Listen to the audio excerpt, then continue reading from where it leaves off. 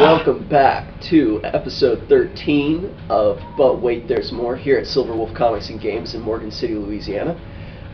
In the last episode, the crew got back from the Underdark. They stocked up, supplied, got properly clothed. For once. For their next adventure to the Sea of Moving Ice. Now, they are on this mission to discover what happened to the Drakhorn. Now, the Drakhorn is a big horn that is used to sound and attract chromatic dragons. It's their call. And the last place that anybody in the higher-ups knew that where it was in the Sea of Moving Ice on an iceberg called, bear with me, this is a word, Oya Bigaton. Hardword. Yeah. The Isle of Hardword works. You'll notice that in fantasy, especially like elven names or draconic names, get really unwieldy. Yeah, draconic. Just put a on the end of it and you're good. Yeah. So they're going to explore that and also to discover what happened to a wizard who was sent on a previous expedition a few years ago. Her name was Macath, a tiefling. And sorry, it's just you can't. When you're this height, you see them. There they are. Yes. It's right about eye level. Anyway, so they make it to the Sea of Moving Ice pretty much without incident. There's a little adventure or a little scuffle along the way where they save an ice hunter, which is essentially an Eskimo, and Inuit. Excuse me. We got to be PC. Inuit.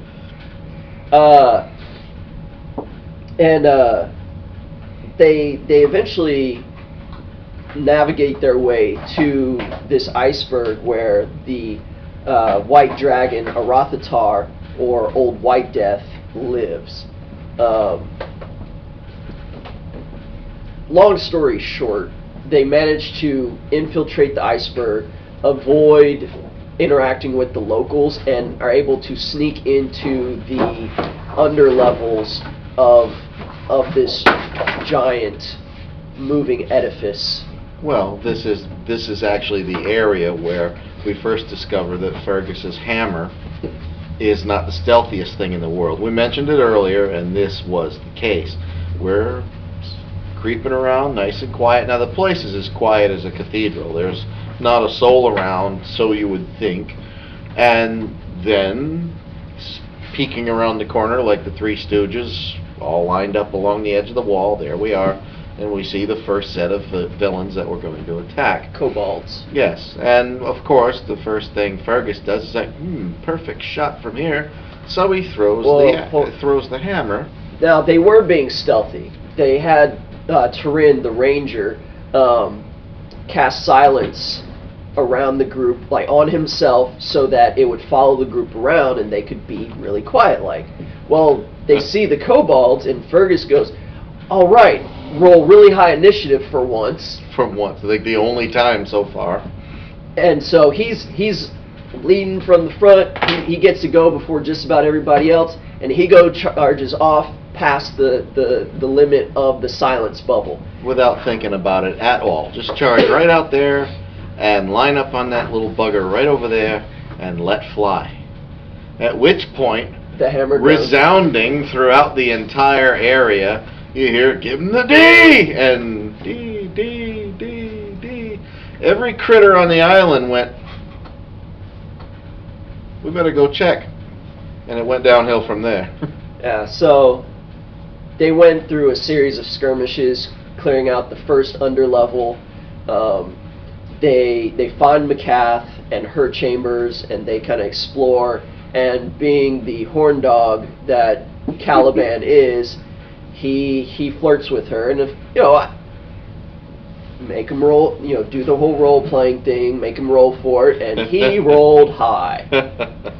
He rolled really well, and so she was into it. And, well, they went back to her tent, and and Did the dirty. became the tale of the torrid tieflings. Yeah. And a couple of they found some other stuff that she helped them with some information. She was able to give them a couple of arrows of dragon slaying. Not one, but two. Very handy, that. Now, we find something of a trophy room at one point. I guess some of them were former victims encased in ice. It's like, oh, this is nice, we'll save him. And well, this one was dressed nice, we'll just freeze that one in the wall. And somewhere along the way, we find a very close approximation of a Viking longship, which has been partially reassembled on display, with even a big box of gold and coins and all this other stuff right there on the deck. Now everybody at the table is like, trap, has to be. There it is, it's so obvious, it has to be a trap. So we didn't fool with it. And the one thing is it wasn't trapped. It was alarmed, though. So while it wasn't a trap, if anybody tried to take something from the chest, the dragon would know about it. They get a bit bitchy about that. Well, and then he sends guards, and fighting ensues, and so forth. Now, there's two incidents that I really enjoyed, apart from the whole give him the D thing. Is terrible, just terrible. The Krontis, one of our rogues, decides to go exploring semi by himself into an area that was very foggy or misty, foggy, and he runs into some kobolds. And at this point, they're high. The group is pretty, decently high level, 7, 8. Yeah, kobolds are more of a nuisance. You could probably, instead of actually wasting the time of slaughtering this poor helpless thing that's waving this little plastic knife at you, you could probably just growl at them and make them run away. Well, he decides to take on a whole pack by himself. Now, group against group, kobolds don't stand a chance. However, we're talking 9 to 10 kobolds that can completely surround him. This gives them all kinds of advantages. They have pack tactics, which makes it easier for them to hit him, and they are wearing him out. And he's not rolling well at all. He's rolling 1s and 2s, and he just can't hit them. And he nearly dies. In fact, he gets knocked unconscious, and is laying there having to make death saving throws while the group makes it back to him and clear out the rest of the kobolds. Yeah, we had to find him first. That was the hard part. It's like, where'd he go? Follow the blood. He's over there someplace. Well, because it was misty, and so it was hard to see, and so they have to make perception checks to see if they find him in the mist, and this and that. And, so he nearly died on that occasion. And this seems to be a recurring theme with Krontis. Just, screw it! For Loviatar! Pain and death, even if it's my own. I don't care if I die. Up the middle. That way. Yeah. Dear child. Now, the other incident that I really enjoyed in this, they found another chamber, and they go exploring, and they see a couple of trolls in this chamber. And they're trying to, they don't want to go charging in because, again, it's misty, being it's icy and whatnot. And they don't want to go charging in there in case there's more stuff in there. So they try and persuade them to come out to them in this other hallway that they're in. We just tried to be clever and say, hey, it's lunchtime, come eat. At which point, I go, for true? Now, it seems that depending on the genre or the storyteller, there are orcs and trolls and a couple of the other villainous races. Sometimes they're portrayed as being kind of either naive or stupid or thick-headed at the very least. And now, maybe it's just that's, the common tongue is not their first language, so maybe they do sound dumb. But it was just something said above board that stuck, because here we have these two trolls. Now he comes out with for true. Now in Louisiana, there are certain areas, you have the Cajun, Yeah. That patois, and Dialect. the dialect, and some people, if they hear something that they only catch part of it, or it's like, are you serious? They say for true. They'll ask that, and honestly, it just flew out. Now in this same area, they're famous for the typical joke where you have the two guys. Well, Boudreaux around and here it's Boudreaux and Thibodeau. Yeah. Well, it turned into Boutroll and Thibotrol. Because they from Peel-Pot Shack. And it's the same two big, hulking, scary, we just put white rubber boots on them, which is another inside gag in the area. That's called, Cajun Reeboks. Yeah. But, we couldn't kill them.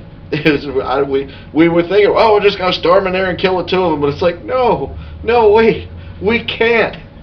I mean, we can fight them, but don't kill them, because this is too good. So, technically the group did kill him, but the great troll god, whatever his name might be, had mercy on them and resurrected them. And so, Boutroll and Thibotrol are going to be recurring characters, where they're going to be, the group will be somewhere along some waterway, and they're going to see these two trolls in a pirogue. A pirogue is a small boat that Cajuns use to get around the bayou. And they're going to be rowing in the pirogue, like, Miss Chef, I got some stuff, you want to buy it? There's just recurring characters just to add flavor and humor to it, where, it's like, yeah, they're trolls, but they're funny. And they might have, who knows what they fished up.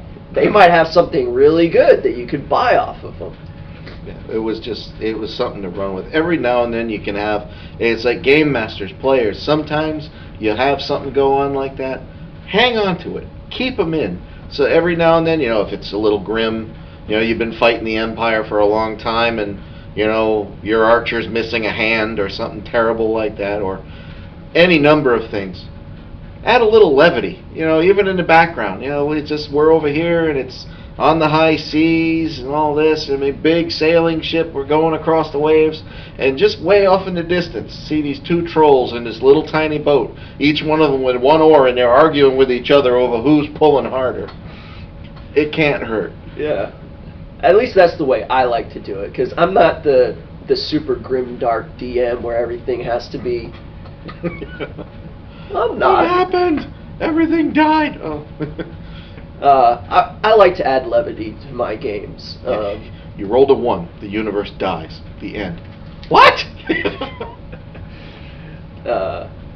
But so that was one of the incidents, and I really enjoyed it. I'm glad that we came up with Boutroll and Thibotrol, because I'm looking forward to using those characters again, and probably in other campaigns too. Just two trolls that pop up out of nowhere with white rubber boots and coveralls, or a C10 pickup truck, a bunch of crap in the back. Yeah.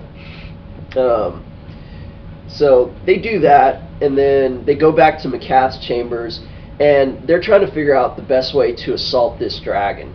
And in McCath's chambers, in like a side chamber, there is this long shaft that leads down into the dragon's treasure area of its lair.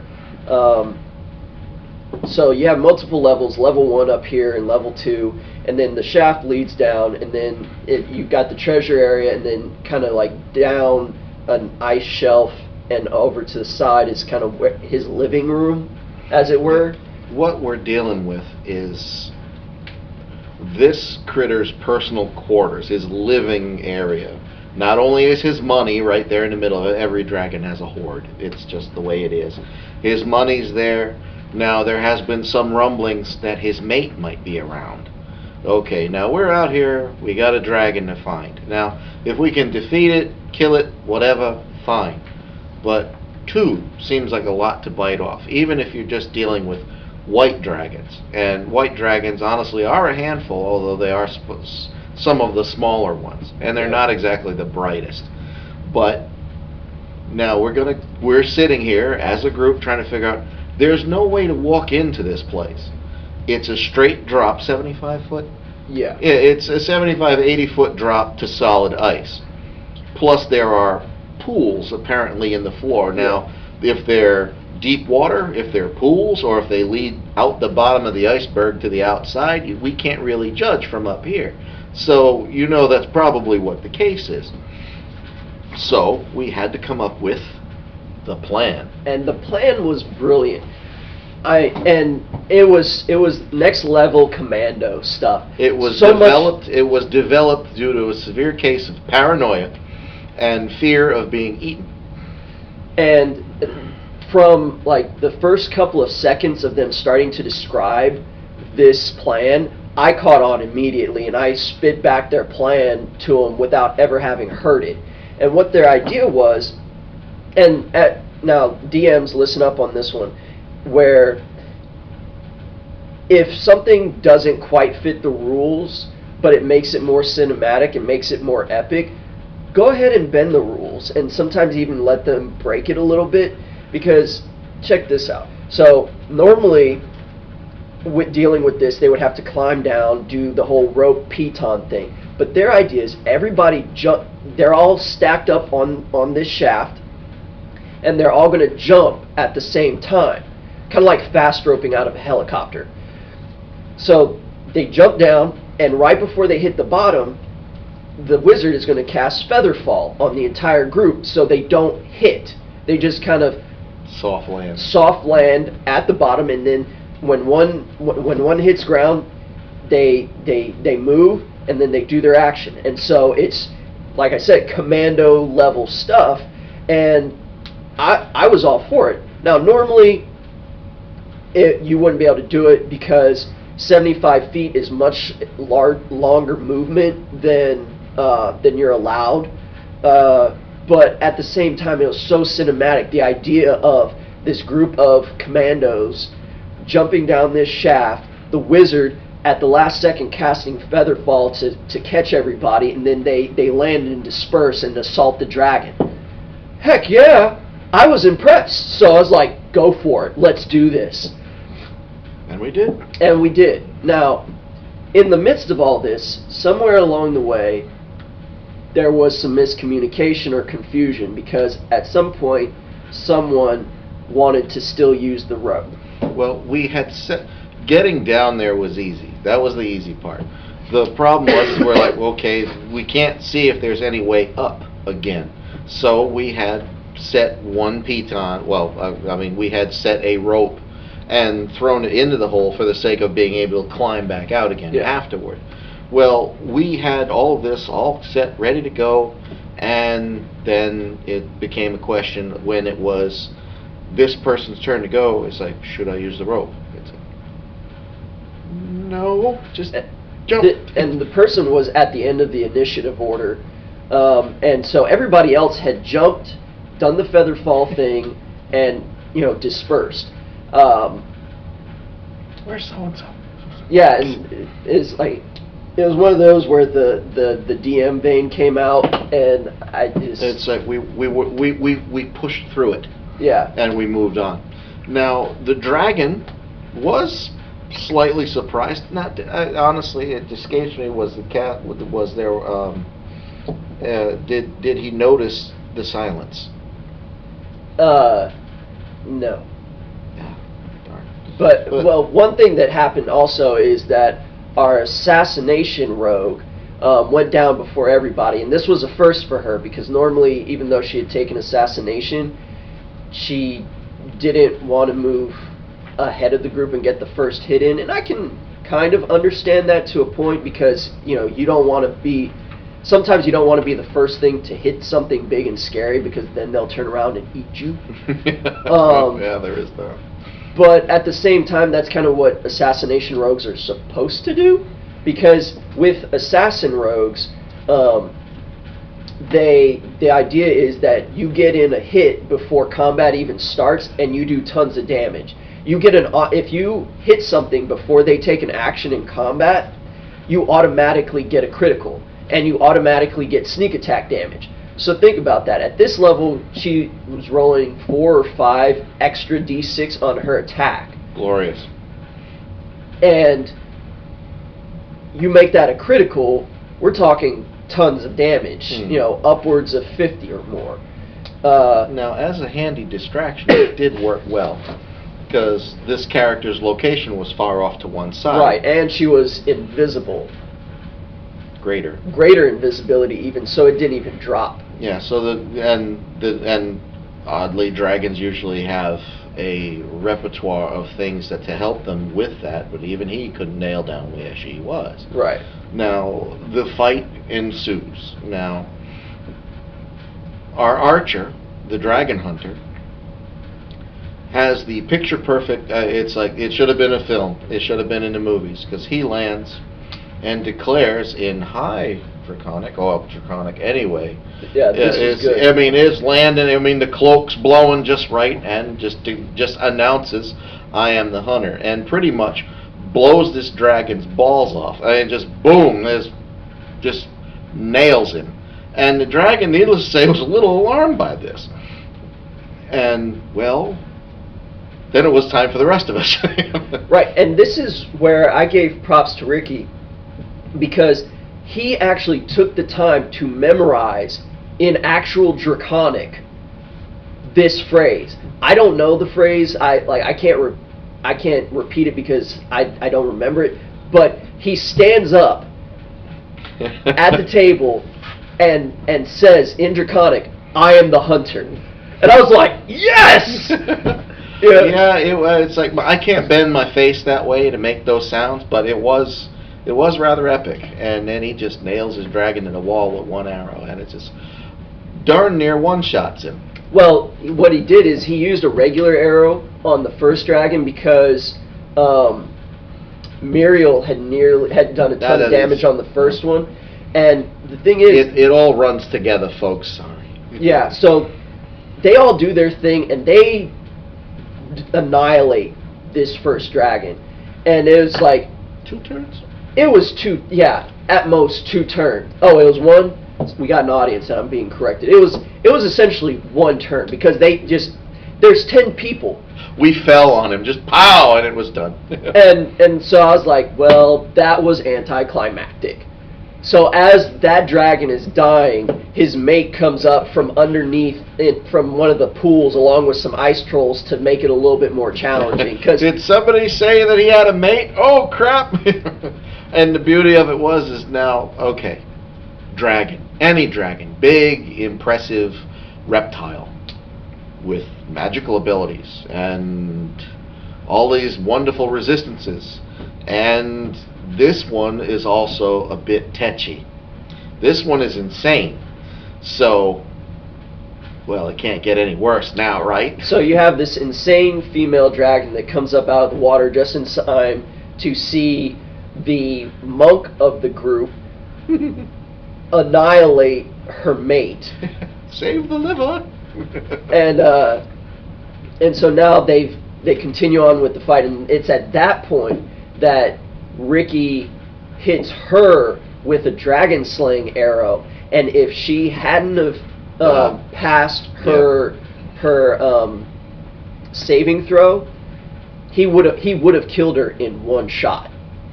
As it was, he did like 2/3 of her health with 1 arrow, and he is pumped. He's like, yeah, I'm gonna kill it. And I'm gonna get this one. It's gonna be great. I'm gonna take that dragon tooth and I'm gonna add it to my necklace so that everyone will understand the type of dragon hunter that I am. And then the fireworks begin. Yeah. So everybody knows that Ricky's got a hard-on for killing dragons, and he nearly blows this one out of the water. Well, another person in the group, it comes around to his turn, and decides to be clever. And instead of, taking out the trolls and kind of like handling some of the light work, decides to go for the full gusto. He wants to be impressive too. Understandable. Yeah. That way. But at the same time, it was like, you have a dragon hunter that he needs to get the killing blow, or else he can't add the teeth to his necklace. Is one of those where he didn't keep in mind, like the group dynamic of trying to accommodate other people. It's not like they were in a dangerous position where they were all going to die. Like if the dragon had lived for another turn long enough for the ranger to come back around and kill it, it wouldn't have been a big deal. But he decides to drop a double fireball on this group, and he's a sorcerer, and so he uses fireball, then uses quicken so that he can cast another fireball, and he blows up the trolls and he blows up the dragon and just completely incinerates the dead dragon and the dragon that they were fighting, as well as the trolls that they were fighting as well. I mean, he annihilates them. Just everything's dead. Everything's crispy. There's nothing left. There's bits and pieces thrown everywhere. Oh, it was a mess. It's like even the floor was getting a little squishy. It's like he's starting to melt this thing. Yeah, it was an inferno. And let's just say the ranger was not happy. We won. Yeah, we won, but the ranger was not happy. At which point there was some toe tapping going around, or tap dancing. That's what I was going for. Whereas like he saw the look on Ricky's face and was like, "You don't know it was me." It could have been the wizard, because the wizard can cast fireball. It's like, but dude, he does know it was you because you're the sorcerer. Only sorcerers can cast 2 fireballs within a second of each other. And so, it was a tense moment. Yeah, it was not, and it's one of those where, stuff like this can happen in a group where somebody does something to upset another person, they kind of step on their toes and things happen. And no, it's the same thing with that. You roll a 1 and accidentally shoot somebody on your side. Yeah. It happens. Yeah. And, well, we moved on. We grew. We grew from the incident. Well, eventually. Most of us grew from the incident. Anyway, the beauty of it is, well, unfortunately, white dragons have a weird habit of freezing their horde to the floor. I guess so you don't run off with it. So it did take us a while to thaw it out and pry it out of the floor so we could take it with us. And, of course, climbing back out was a little bit fun. But then it's like, so, what's left? Well, and at this point there was nothing left. The horn that they went to go search for was not there. It had been moved previous to this. It was elsewhere, and now still unfound by the heroes.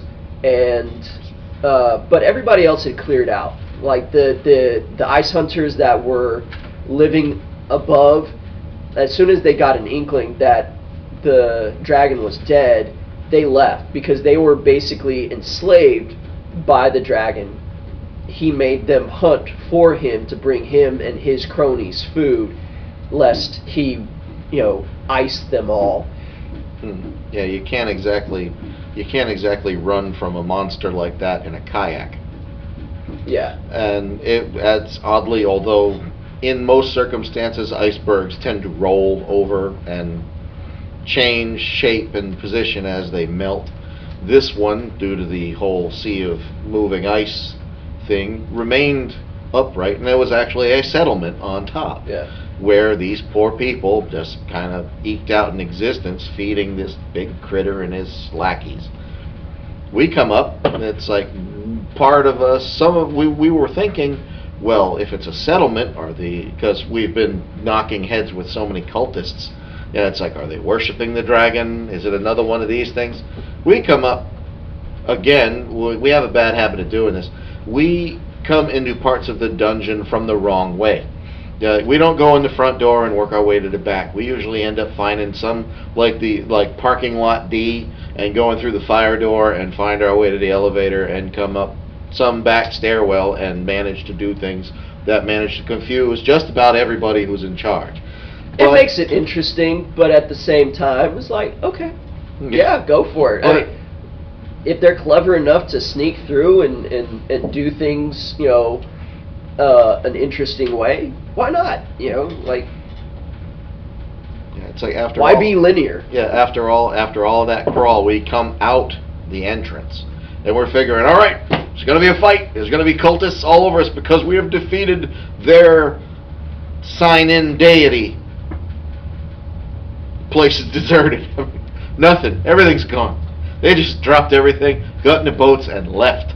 And oh, okay, we left too. Yeah. And that'll be it for tonight. But wait, there's more. In the next episode, we'll delve into a skirmish that they have on the high seas, which leads to where they currently are. In this major side quest for one of the characters, Ito, they're hunting pirates, and so they get into a scuffle on the high seas, and they are now on this pirate island looking for a way to overthrow a major pirate lord and free Ito's master. Again, this is a circumstance of me taking the character's backstory and really trying to immerse the characters in this and do something nice for the people who've really taken the time to flesh out their characters and give them some kind of well, maybe not closure, but the word escapes me, but some interaction with their backstory, so they are more than just people running errands for somebody else. Their lives as characters are part of this world, and they get to see that and interact with that. And so I tried to put in a nice amount of effort for creating this scenario and bringing his backstory to life and allowing him to have a chance to make an impact on it. So that'll be the next time we come around. Thanks for watching. If you enjoyed the video, please hit like, share the video with your friends, subscribe to our channel. If there was something that you didn't enjoy, leave a comment, let us know. We're always looking for ways to improve. Otherwise, it's just going to stay the same, and we're going to keep telling stories. If you really didn't enjoy it and you don't care to help us improve, then don't watch the next video. Yeah, it's always that. Yeah. But it's one thing that we can promise is we're in the Pirate Isles. There's pirates, and we will eventually figure out where the rum's gone. But wait, there's more.